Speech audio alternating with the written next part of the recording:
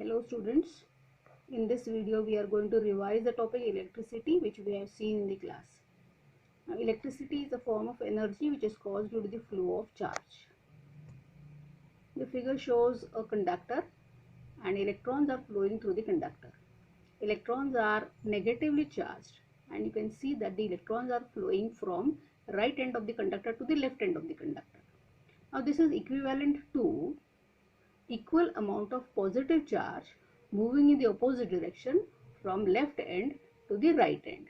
Now direction of the current is the direction in which positive charge moves.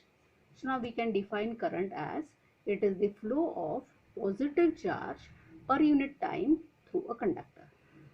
And writing down the formula, I current is equal to charge Q upon time T. The current is measured in ampere. Now, a very important law we have seen in the class is the Ohm's law. So, what does the Ohm's law state? It states that the physical conditions of a conductor such as length, area of cross section and temperature remaining constant, the current flowing through the conductor is directly proportional to the potential difference across the conductor. So, we can write down potential difference V is directly proportional to I. Therefore, V is equal to constant into I. Therefore, V is equal to IR, where R is the constant of proportionality and is called as the resistance of the conductor. Now, we move to another concept we saw in the class is the specific resistance of a conductor. Now, it is observed that the resistance R of a conductor is directly proportional to the length L of the conductor and inversely proportional to the cross-sectional area A. So we can write down R proportional to 1 by L and R proportional to A. Combining both these, we can write down R is proportional to L by A. Therefore, R is equal to rho L by A, where rho is the constant of proportionality and is called as the specific resistance of the material. Therefore, rho is equal to R into L by A. Now we can define this specific resistance as it is the resistance of a conductor of unit length and unit cross-sectional area. It is measured in Ohm meter. Then we move to combination of resistances. We have seen two combination of resistances in the class, the series resistance and the parallel resistance. So first, resistance is in series. Now we can see in the figure that three resistances R1, R2 and R3 are connected in series and the battery is connected across this combination. Now here we derive an expression for the equivalent resistance of this combination. Now this battery produces a current I which flows through all these three resistances.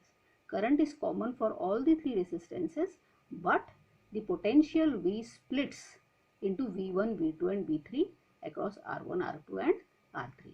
So we can write down V total potential is equal to V1 plus V2 plus V3. Using Ohm's law, we can write down IR1 is equal to IRS.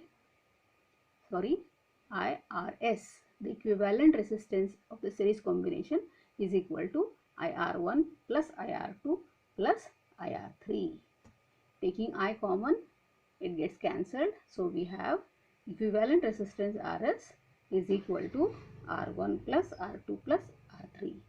So the law of resistances in series states that the resultant resistance of a series combination is equal to the sum of the individual resistances. Now the second combination is resistances in parallel.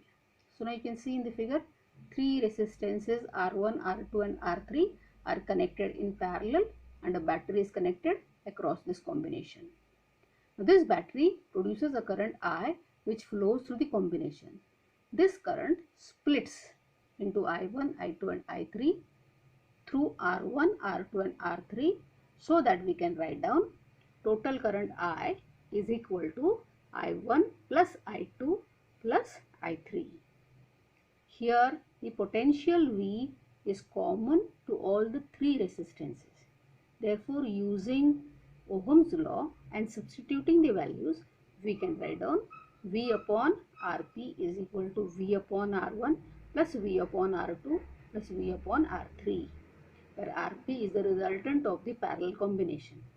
Taking V common and cancelling, we get 1 upon Rp is equal to 1 upon R1 plus 1 upon R2 plus 1 upon R3.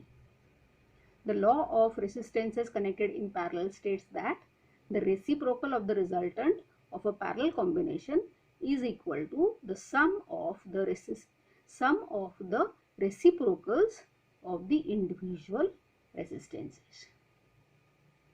Then the next point we saw in the class was the Wheatstone's network. The Wheatstone's network, as you know, consists of 4 resistances connected as shown in the figure R1, R2, R3 and R4. 3 resistances are fixed while one is a variable resistance.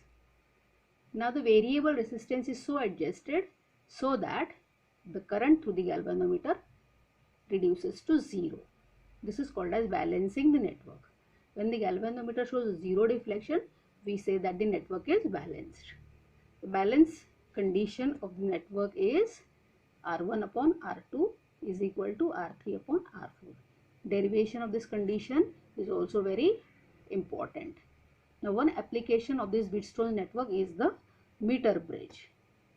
So, meter bridge has a resistance wire 1 meter long stretched on a wooden board, 2 L-shaped metal strips on the 2 ends, extreme ends of the wire, and 1 metal strip in the center as shown in the figure gives you 2 gaps, one the left gap and one is the right gap. Now here also the jockey is made to slide on the resistance wire so as to obtain a point D, which gives you 0 deflection in the galvanometer. This is the condition to balance the network. In balanced condition, the formula R1 upon R2 is equal to R3 upon R4 for a meter bridge reduces to X upon R is equal to Lx upon Lr, where X is the unknown resistance in the left gap, R is the known resistance in the right gap, and Lx and Lr are the lengths of the wires on the left and right side of the null point respectively. Therefore, unknown resistance X is equal to R into Lx upon Lr. So, Wheatstone's meter bridge, which operates on the principle of the Wheatstone network, can be used to determine an unknown resistance X. Thank you.